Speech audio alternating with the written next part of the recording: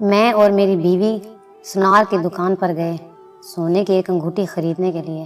کچھ انگوٹھیاں دیکھنے کے بعد میری بیوی کو ایک انگوٹھی پسند آ گئی۔ قیمت ادا کر کے جیسے ہی میں باہر نکلنے کے لیے مڑا تو ایک باروب شخص سے ملاقات ہوئی جو کہ مجھے جانتے تھے، لیکن میں ان کو بھول چکا تھا۔ بس اتنا یاد تھا کہ ماضی میں کبھی ان سے ملاقات ہوئی تھی۔ یہ صاحب بڑی گرم جوشی سے میرے گلے ملے اور سوالیہ نظروں سے پوچھنے لگے، بیٹا لگتا ہے پہچاننے کی کوشش کر رہے ہیں آپ۔ میں نے کہا، معذرت کے ساتھ آپ کا چہرہ جانا پہچانا لگ رہا ہے، لیکن یاد نہیں آ رہا کہ آپ سے کب ملاقات ہوئی تھی۔ وہ تھوڑا سا مسکرائے اور کہنے لگے، میرا نام اقبال ہے، ویسے لوگ مجھے بڑا بھائی کہتے ہیں۔ آج سے چند سال قبل آپ اپنی فیملی کے ساتھ ہمارے گھر آئے تھے۔ گلبرگ میں ہمارا گھر ہے، شاید آپ کو یاد آ گیا ہو۔ ان کی بات سن کر میرا تو سر ہی چکرا گیا اور میرا رویہ بالکل مودبانہ ہو گیا اور میں بے اختیار بول پڑا، سب یاد آ گیا بڑے بھائی، سب یاد آ گیا۔ میں نے سوال کیا، آپ اکیلے ہی ہیں یا آنٹی بھی آئی ہیں؟ بڑے بھائی نے جواب دیا، جی آنٹی بھی آئی ہیں اور دوسرے بھائی بھی آئے ہیں اور بیٹھے ہیں، آپ ان سے مل سکتے ہیں۔ ایک سائڈ پر دیکھا تو آنٹی برقع پہنے بیٹھی تھی اور ساتھ ہی دوسرے بڑے بھائی بھی کھڑے چہرے پر مسکراہٹ سجائے میری طرف دیکھ رہے تھے۔ میں نے اپنی بیگم کو کہا کہ آنٹی کو سلام کرو اور بعد میں ان کا تعارف کرواتا ہوں۔ میری بیگم گئی، آنٹی کو سلام کیا۔ آنٹی نے بہت ہی اچھے طریقے سے میری بیوی کے سر پر ہاتھ پھیرا اور پھر بہت ہی پیارے انداز میں میری بیوی کو دعائیں دیں۔ میں نے آنٹی کو بتلایا کہ یہ میری بیوی ہے اور یہ میرا 3 سال کا بیٹا ہے۔ آنٹی بہت خوش ہوئیں اور اپنے بیٹے کی طرف آنکھوں میں اشارہ کیا، جس نے میرے بیٹے کی جیب میں 1000 کا نوٹ ڈال دیا۔ میں نے بہت اصرار کیا کہ یہ غلط ہے، لیکن آنٹی نہ مانی۔ کچھ ادھر ادھر کی باتوں کے بعد میں نے آنٹی سے آنے کا مقصد پوچھا تو آنٹی کہنے لگی کہ اللہ نے میری بیٹی کو بیٹے کی نعمت سے نوازا ہے، اس لیے بیٹے کے لیے اور ان کے اہل خانہ کے لیے کچھ تحائف خریدنے آئی ہیں۔ میں نے پوچھا، آنٹی کون سی بیٹی؟ آپ کی تو تمام بیٹیاں شادی شدہ تھیں، صرف ایک کنواری تھی جس کے رشتے کے لیے ہم لوگ آئے تھے، اور آپ لوگوں نے کہا تھا کہ ابھی 5 یا 10 سال تک شادی کا کوئی پروگرام نہیں ہے۔ حالانکہ مجھے حیرانگی ہوئی تھی کہ گھر پر رشتے کے لیے بلوا کر بھی کہہ دینا کہ 5 یا 10 سال تک شادی کا کوئی پروگرام نہیں، کتنی غلط بات ہے۔ آنٹی کو جیسے ایک جھٹکا لگا، لیکن وہ ایک سمجھدار خاتون تھی، فوراً ہی سمجھ گئیں کہ بات کچھ اور ہے۔ پوچھنے لگی کہ یہ بات آپ کو کس نے کہی تھی؟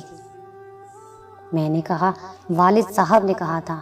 تو وہ کہنے لگی، نہیں، بات دراصل کچھ اور تھی، لیکن آپ کے والد صاحب نے آپ کا پردہ رکھا تھا۔ میرے اندر ایک تجسس پیدا ہو گیا کہ میرے والد صاحب ہم سے کیسے غلط بیانی کر سکتے ہیں، اور میرے والد صاحب نے کبھی بھی جھوٹ نہیں بولا تھا۔ آنٹی نے اپنے بیٹوں کو کہا کہ مجھے میرے بیٹے کے ساتھ اکیلا چھوڑ دیں، اور میں نے بھی اپنی بیگم کو کہا کہ تم تھوڑا سا وقت مجھے دو، بچے کو کچھ کھلاؤ پلاؤ۔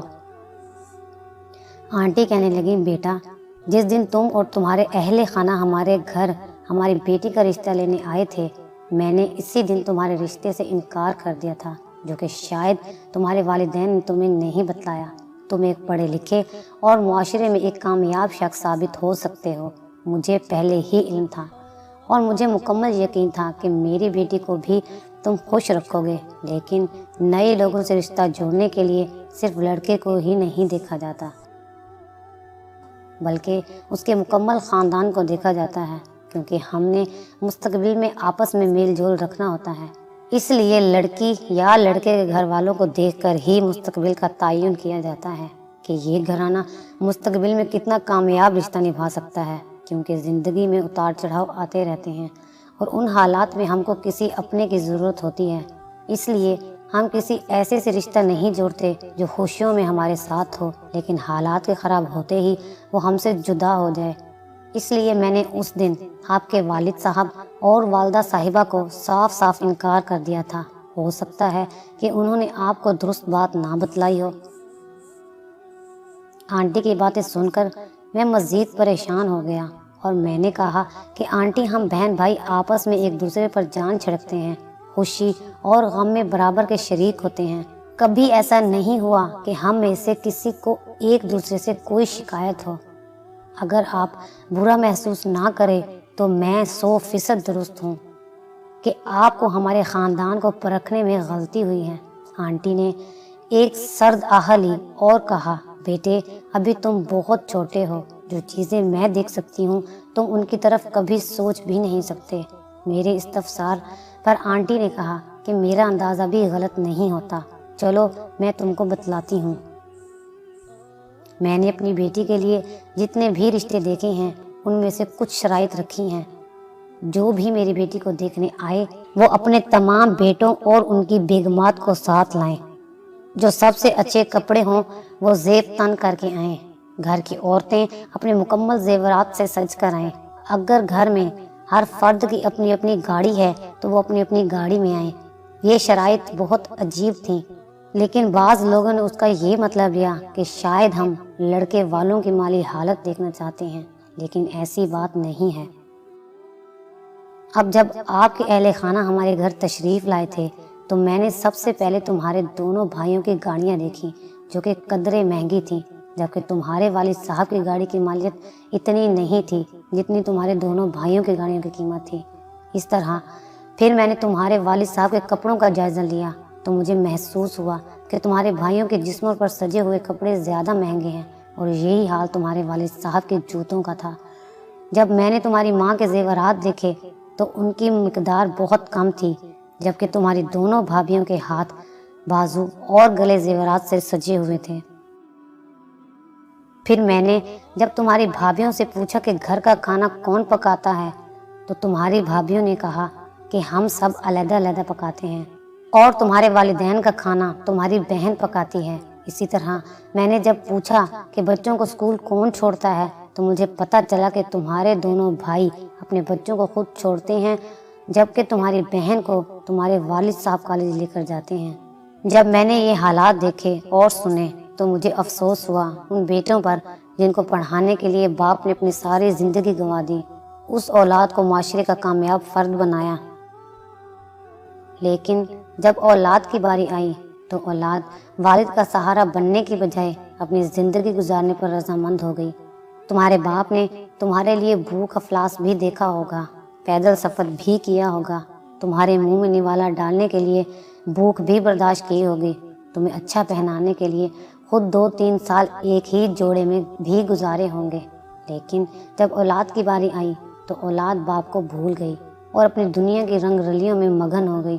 तुम्हारे भाइयों ने खुद तो नई गाड़ी ले ली, लेकिन उनको ख्याल ना आया कि हमारा बाप आज भी उसी पुरानी गाड़ी में क्यों सफ़र करता है, क्योंकि उस पर अभी भी तुम्हारी बहन की और तुम्हारी जिम्मेदारी है। उसका भी दिल करता होगा नए जूते और नए कपड़े पहनने को। हो सकता है उसकी जेब इस चीज़ की इजाज़त ना देती हो, लेकिन तुम्हारे भाइयों की जेब तो इजाज़त देती थी कि अपने बाप के लिए अच्छा लिबास, अच्छा जूता पहले खरीदते और अपने लिए बाद में, क्योंकि ये रवैया तुम्हारे बाप का था। जब भी उसने कोई चीज़ खरीदना चाही पहले अपनी औलाद का ख्याल किया, बाद में अपना सोचा। इसीलिए मैंने ये सारी बातें उसी दिन तुम्हारे वालिद से कर दी थी। हमें दुनिया की मालो दौलत नहीं चाहिए, हमें तो ऐसे रिश्तेदार चाहिए जो अपने से बढ़कर अपने रिश्तेदारों को तरजीह दें, ताकि कल को जब हम नीचे गिरें तो हमको मज़ीद नीचे दबाने की बजाय ऊपर को उठाएं, ताकि कल को जब वो नीचे गिरें तो हम उनको भी सहारा दे सकें। माल दौलत, आला ओहदा या मर्तबा तो हमेशा नहीं रहता, हमेशा जो साथ चलते हैं वो सच्चे रिश्ते चलते हैं। और अगर रिश्ते बनाने में हमसे थोड़ी सी भी गलती हो जाए तो सारी ज़िंदगी भी तबाह हो सकती है और नस्लें भी तबाह हो जाया करती हैं। मुझे फ़ख्र है आपके वालिद साहब पर कि उन्होंने आपको हकीकत से आगाह नहीं किया और फिर भी आप लोगों की गलतियों पर पर्दा डालते रहे। लेकिन देखना ये है कि औलाद अपने वालिदैन का कितना ख्याल रखती है।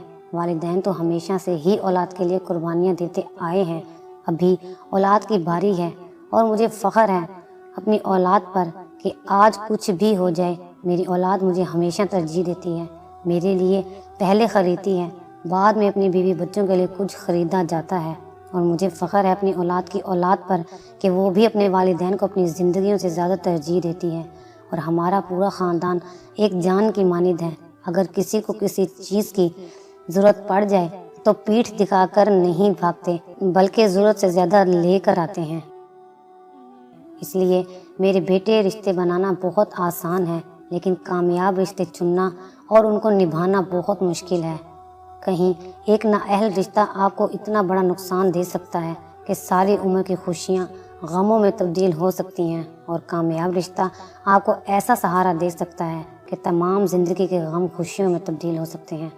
اتنی بات کرنے کے بعد آنٹی اٹھ کر چلی گئیں، اور میری آنکھوں کے سامنے میری والدین کا چہرہ گھومنے لگا۔ میری گاڑی میرے والد کی گاڑی سے بہتر تھی، میرا لباس میرے والد کے لباس سے بہتر تھا، میرے گھر کی زیب و زینت کا سامان میرے والد کے گھر سے بہتر تھا، میری بیوی کے ہاتھ میں سونے کی چوڑیاں اور کنگن تھے جو میں نے خرید کر دیے تھے، لیکن میری ماں کا سارا زیور بک چکا تھا۔